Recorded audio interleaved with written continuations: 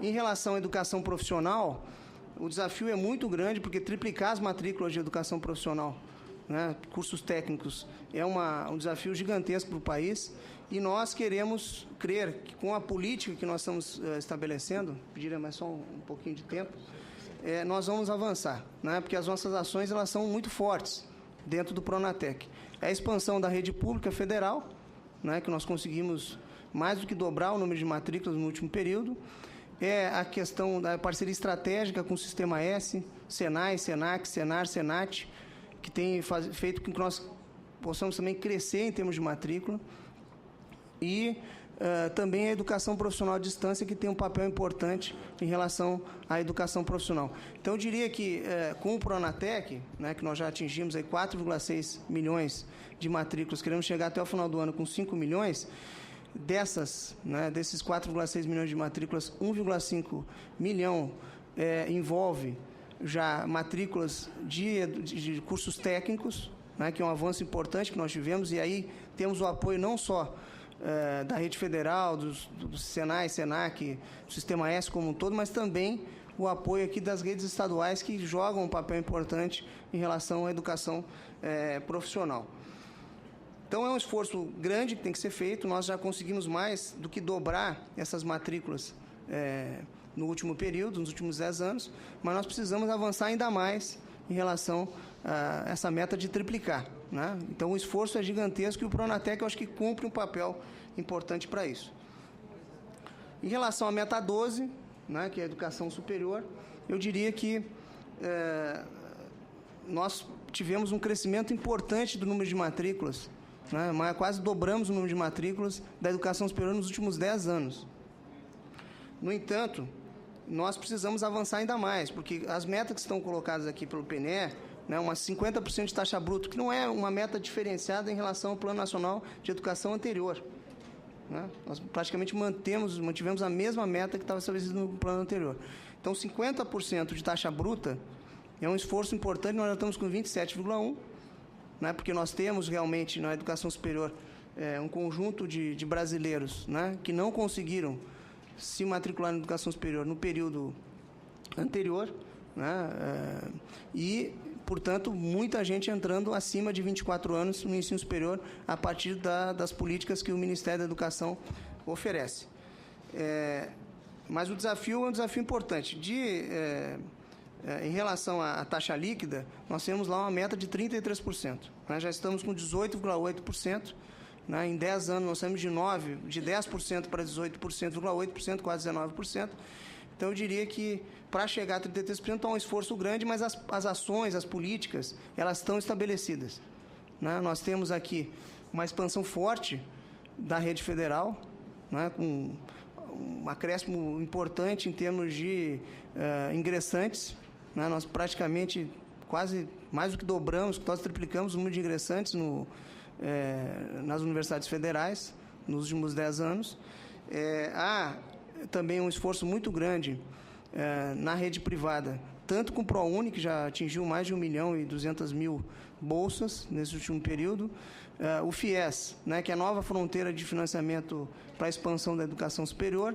Nós já estamos com mais de 1.100.000 contratos, e acreditamos que nós vamos avançar mais ainda em relação ao FIES, agora sempre com uma preocupação, senador, que é a questão da qualidade. Quer dizer, não adianta expandir a educação superior sem qualidade, né? Por isso que nós encaminhamos ao Congresso a criação do INSAES, que é o Instituto Nacional de Avaliação e Supervisão da Educação Superior, para que nós possamos garantir qualidade e, ao mesmo tempo, garantir essa expansão. Depois nós temos algumas metas de qualidade na educação superior em relação a mestres e doutores, o número de mestres e doutores, que nós acreditamos que com a política que a CAPES vem desenvolvendo na pós-graduação, nós vamos conseguir avançar, né? O censo da educação superior já demonstra alguns avanços. Nós estamos com 63% do sistema federal hoje já com mestres e doutores. Temos uma meta importante na pós-graduação, chegar a 60.000 mestres formados por ano e 25.000 doutores, são 47.000 que nós já temos de mestres e 13.000 de doutores, então é um esforço grande que a gente tem para fazer aqui. Hoje nós temos um dia especial aqui, que é o Dia do Professor, né? Além de saudar todos os professores que realmente são a razão de ser da educação do país, quer dizer, não vão avançar se não tiver o professor valorizado, bem formado. Eu queria dizer que o Plano Nacional de Educação, senador, ele tem 4 metas que envolvem, das 20 metas existentes, 4 estão relacionadas à questão do professor, né? E então envolve aqui a questão da formação inicial, né?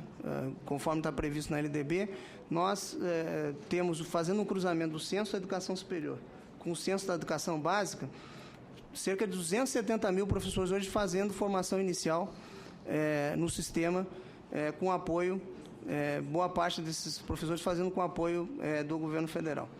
A questão da formação continuada também é uma meta importante que nós achamos que é possível de cumprir. A questão do piso, né, nós achamos que é importante que tenhamos esse cumprimento da meta em relação ao piso. É um esforço que vai ter que ser feito em conjunto com os estados e municípios. Nós tivemos, com a implantação do piso já, senadora Adamélia, já um crescimento importante em relação ao piso, 65% de acréscimo nesses últimos anos, desde a criação do piso. A questão que estabelece que tem que ter plano de carreira para o magistério da educação básica está prevista também lá no nosso Plano Nacional de Educação, nos próximos 2 anos. A meta 19, que é a questão da gestão democrática, que ganha também um destaque especial, considerando especialmente a preocupação que nós devemos ter com a educação brasileira, em termos de considerar que a nomeação de diretores de escola tem que levar em consideração o mérito e desempenho desses diretores e, obviamente, ouvindo a comunidade escolar para a escolha desse diretor, né? Mas eu acho que avança muito o PNE na medida que estabelece que o mérito, o desempenho e a avaliação da comunidade são importantes para a nomeação do diretor. Por último, já encerrando aqui, senador, eu queria só comentar um pouco em relação à meta 20, né?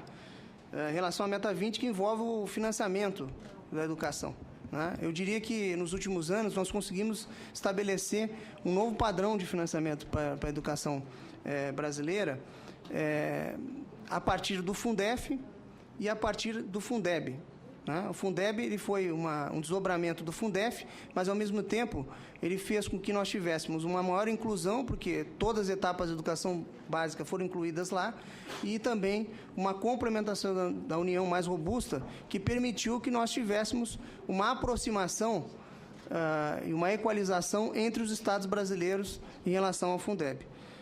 Então, o avanço do Fundeb foi muito importante para que nós tivéssemos aí não só esse novo mecanismo de financiamento da educação básica, mas especialmente pela estrutura do Fundeb, que nós tivéssemos recurso novo na educação, né? Recurso não da fonte de manutenção e desenvolvimento do ensino, né? Porque a partir do Fundeb, como existe uma série de limites para a utilização tanto do MDE quanto do salário de educação, nós fizemos com que o recurso do Tesouro, né, a fonte 100, como é dita, entrasse para financiar a educação básica brasileira. Isso, então, representou um recurso adicional importante na educação a partir do Fundeb.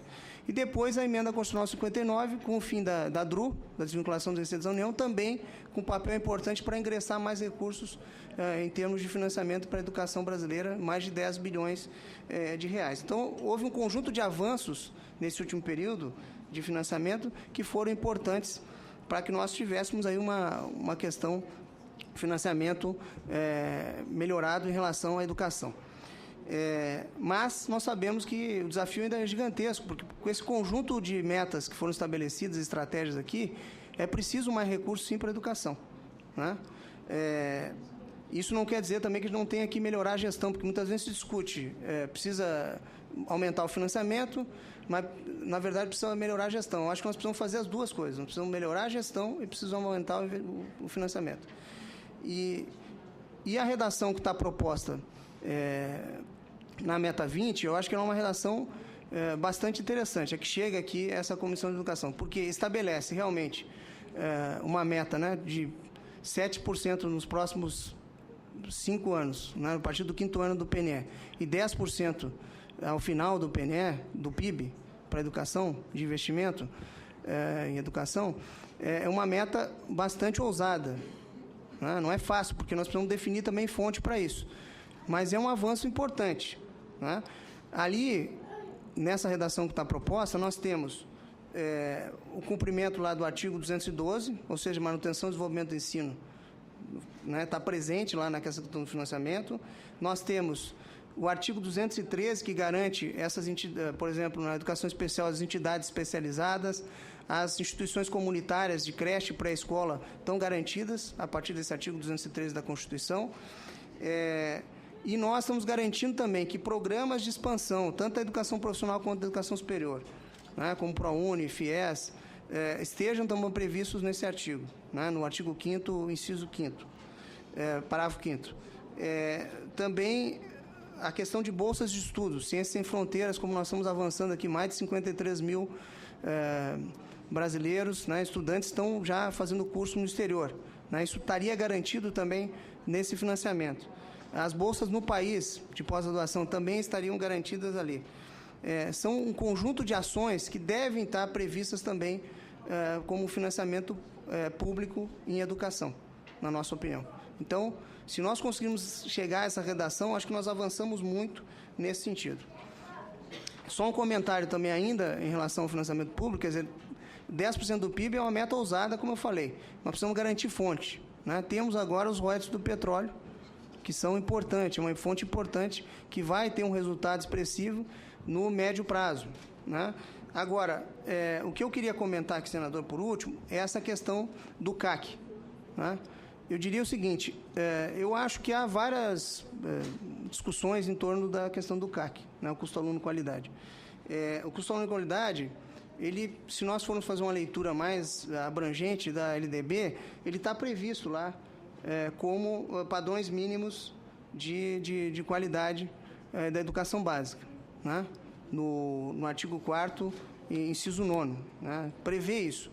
Então, eu acho que fazer uma discussão do custo aluno qualidade e definir parâmetros para esse custo aluno qualidade, eu diria que é um desafio importante e é fundamental, né? Mas, sem dúvida alguma, o que nós precisamos ter presente, né, e a redação que está proposta aqui, ela avança em relação, dá prazo para o Ministério da Educação fazer isso, mas o que nós precisamos ter presente aqui é o seguinte, nós não podemos, né, a par do que nós temos em termos de padrão de financiamento para a educação pública, com o Fundef, depois agora o Fundeb, né, que trabalha a questão da complementação da União para aqueles estados que têm um valor aluno muito baixo, né, nós conseguimos fazer nos últimos anos uma aproximação em torno dessa questão do valor aluno entre estados como Maranhão, né, e estados do sul e sudeste do país, né? Nesses últimos conseguimos fazer uma equalização, fazendo um crescimento desse valor aluno e fazendo essa equalização. Então, é um instrumento importante de complementação da União. Se nós transformarmos o CAC em outro instrumento de complementação da União, nós vamos ter um choque entre o CAC e o Fundeb.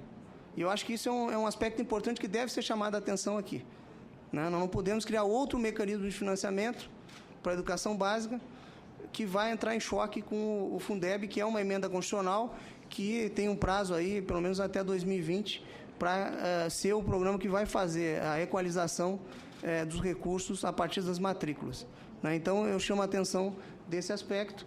Eu queria agradecer muito a oportunidade aqui de fazer essa discussão, dizer que é importante, né, que nessa discussão nós tenhamos a opinião, né, do Conselho Nacional de Educação, da CONSED, do Conselho de Undime, porque o Ministério da Educação ele tem um papel importante de liderança em torno dessa questão educacional, mas, sem dúvida, é preciso que todos os sistemas, sistema estadual, municipal, próprio setor privado, garanta esse esforço para que nós possamos não só estabelecer metas, definir estratégias, mas, fundamentalmente, que nós consigamos implantar esse plano e garantir que essas metas sejam cumpridas no futuro para que a gente possa avançar em termos educacionais. A educação não é um tema fácil, é geracional, e ter um plano decenal, eu acho que o país avança muito, mas fundamentalmente avança se houver um compromisso de todos os entes federados e do setor privado, de toda a sociedade, em torno desse compromisso que vai ser estabelecido aqui.